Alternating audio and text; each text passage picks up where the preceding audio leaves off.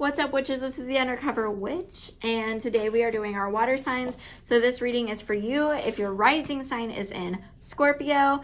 If you do not know, your rising sign is all about how you come off to other people. It's how people see you. It is how they interpret your energy and your actions and what you're doing.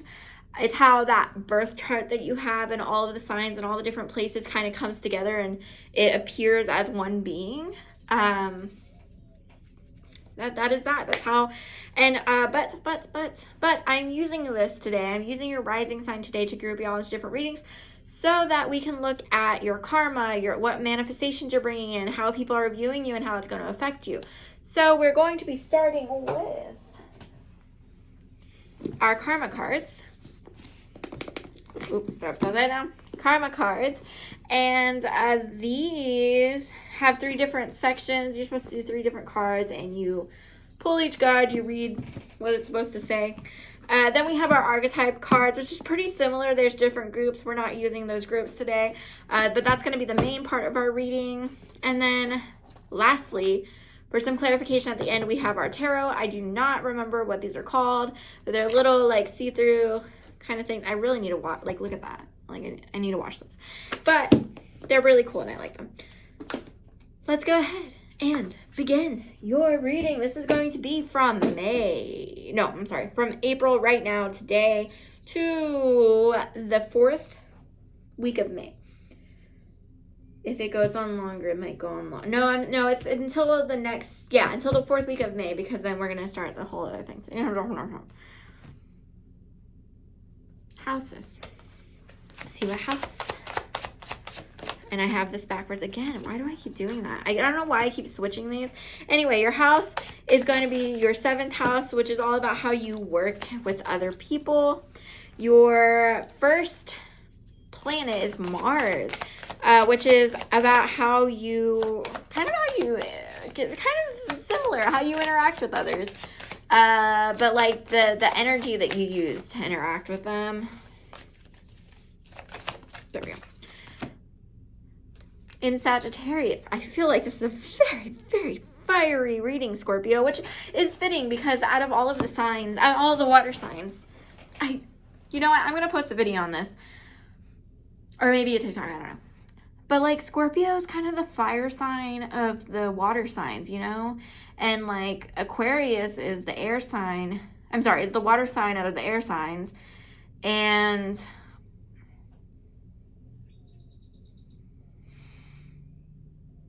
what else? Let's see. Taurus is super earth. Virgo is super earth. Capricorn is kind of like... Capricorn's interesting. I think Capricorn and Scorpio seem very similar to me. Anyway, in a way. Actually, Capricorn, Scorpio, and Aquarius seem similar. Leo kind of reminds me of an air sign. Like in the way they present themselves. Anyway, we're going way too off topic. Okay, the energize your highest ideals diplomatically. Confront the rules of relationships. Force yourself to get out to the world and get a fair deal. The drive for insight to understand balance. Confronting the wisdom of cooperation. Actions resulting from the understanding of your partners. So what I'm kind of seeing here with all of these different energies is like you're probably in a very like aggressive or like heavy, like high energy right now where you just want to like go. You may have some a bit of aggression with that Sagittarius and that Mars together. Like the energy that you have with you is at its max. It's like very confrontational. The Sagittarius energy is super fiery and direct. But then we have the 7th house, which is about balance and cooperation. So I think in a sense, you're being seen as super, super fiery right now, and you're trying to make balance of everything. But other people are interpreting you as maybe you need to calm down to make everything balanced. Instead, you're using that energy to balance things out. So it's very interesting. Let's go ahead and get into these archetype cards, see what we're working with. We have the shapeshifter. This is interesting. We have the shapeshifter, we have the siren, and we have the eternal child. So you're definitely not coming off the way that you truly are, but it's in a divisive way. I don't want to say manipulative way. I don't believe that is the way. I think that it is very divisive. I think that what you're trying to do is kind of affect the energy in the room so that it balances out. And sometimes that means you reacting to something balances everything out because your energy is so powerful to others that it kind of like entrances them almost. But you want the best out of the situation. You just know how to react a certain way or make a certain thing happen for you to get the result that you want. And we have the bard and we have the riddle. So I feel like this is something that you've always had access to. You're really good at bringing people's energy really high up, like vibrationally, so that they can feel a sense of like spiritual connectiveness to the world. They understand a lot more things when they have to interact with you and when you force them to think. And your actions, the way you do things, the way you move around the world forces everyone to think, which is good. It's good.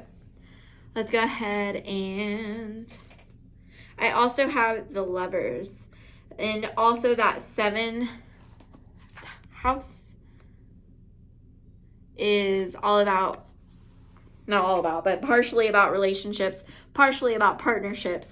So this could be in your love life that this is happening. I'm kind of getting that like Nelly Furtado, like Man-Eater song stuck in my head. So you may be trying to like entice somebody and shift your energy and move it around to get that relationship, that partnership that you want, that connectivity that you want. Let's go ahead and pull in some tarot.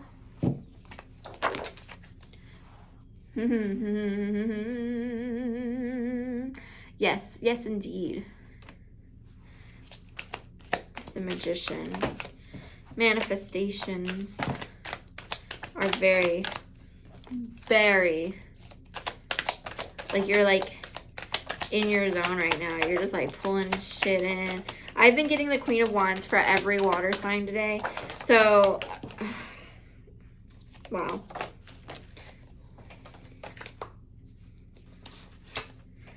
I feel like, okay, first off, we have a balance card.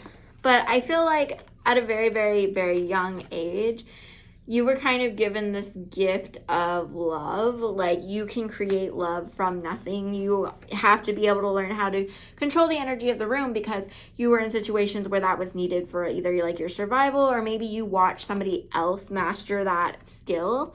And you learn from them, like a parent or a family member. People really don't talk about like secondhand trauma or like generational trauma in that way enough that like, no, you weren't the one with the traumatic life, but experiencing your parents' trauma and like what's left of them after those traumas also affects you. So anyway, like that creates its own trauma, right?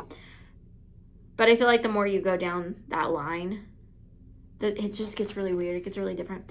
I'm kind of interested in what the next generation has to say about that. But we have our balance card, so we're balancing this out. You like to keep energy balanced. You feel like it is your purpose. You feel like that's the path that you're meant to go down. But we also have the Queen of Wands and the Magician. So I really do think that you're just like manifesting like a boss right now, pulling all that shit in. So the universe sees that you're in the moment of action right now. So that is all I have for you, Sagittarius. I hope this was very, very helpful. If you haven't already, please like, subscribe, comment on this video. And I do have a Podbean affiliate link now. So if you're interested in starting your own podcast, you can use that link down below and you'll get 1 month free off of any plan you choose. I also have a wisdom link down below. And for that, it is basically like a TikTok, but for audio, and it's super cool. You get to ask hosts different questions. They answer in like little 1-minute audio, or you can answer. And they also have a live talk feature for hosts to go on and pick a topic and invite guests on to talk. You can do lives too. You don't have to have like a certain amount of followers or anything. And it's super, super cool. It's all about wisdom stuff, but there's a whole bunch of different areas of topics that you could choose from. But if you've already liked, subscribed, or commented on one of my videos, thank you so much. I really do appreciate it, and I hope you have a great week.